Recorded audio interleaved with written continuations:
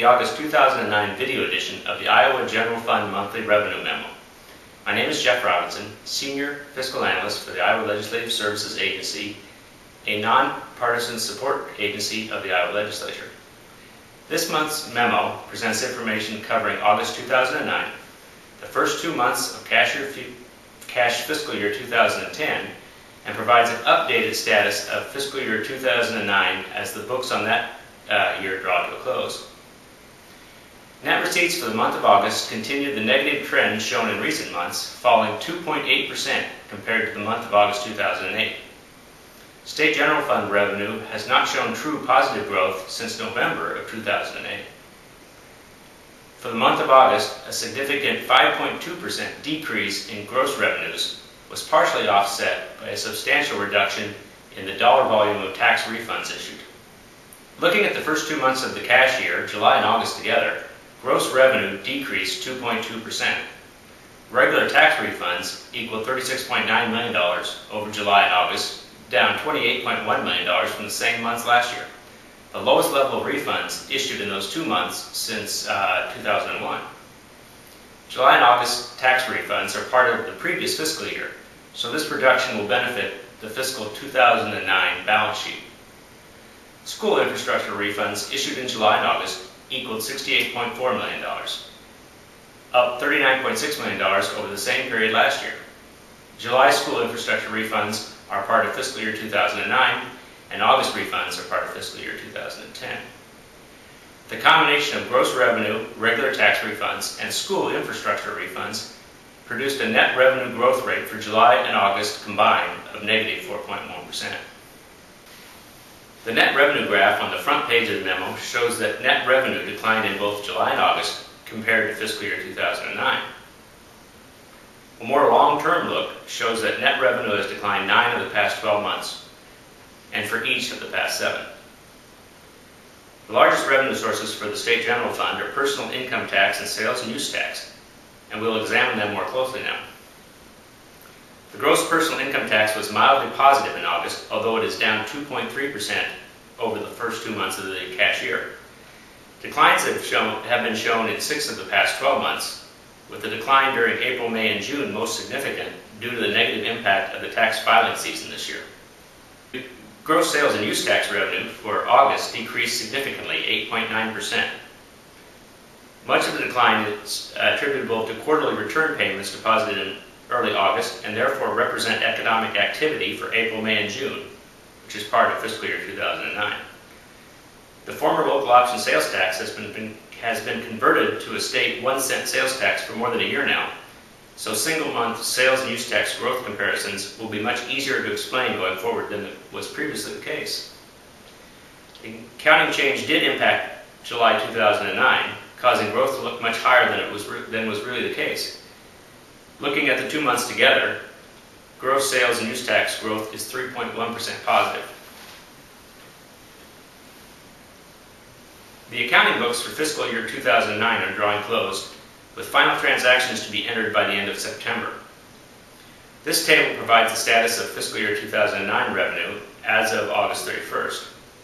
Gross cash receipts ended with the month of June and were $57.7 million below the REC, or Revenue Estimating Conference estimate. With the end of August, regular and school infrastructure refunds are now final. With regular tax refunds $44.1 million in excess of the projection, and school infrastructure refunds over the estimate by $31.3 million. These 3 known items together place net revenues through August 31st at $133.1 million below the REC estimate for fiscal year 2009.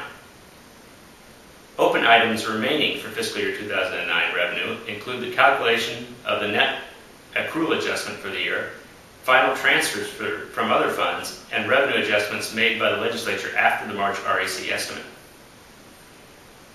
These 3 final numbers together could raise or lower the $133.1 million fiscal year 2009 revenue shortfall calculated above.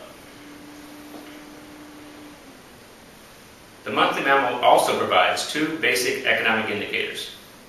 Iowa non-farm employment was down 46,800 jobs in July compared to July 2008, using numbers without seasonal adjustment. The top line of the graph shows the last 10 years of the non-farm series using a 12-month average.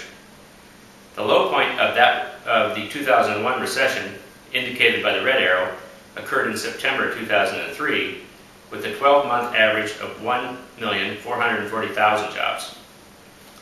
The most recent peak occurred with the October 2008 reading of 1,525,000 jobs, and the 12-month average has declined noticeably since then. The lower line of the graph presents Iowa non-farm employment as a percent of total U.S. non-farm employment. Although Iowa has experienced significant job declines in recent months, as shown by the blue line, U.S. employment has experienced a more significant decline. This is indicated by the upturn in the red line, as Iowa's percent of total U.S. employment has begun to increase. Focusing in on the most recent 3 years, you can see the Iowa employment peak in relationship to the start of the U.S. recession in December of 2007. At least from an employment perspective, it appears Iowa entered its recession well after the national economy, and even though Iowa employment is declining, it is not currently declining as fast as U.S. employment is.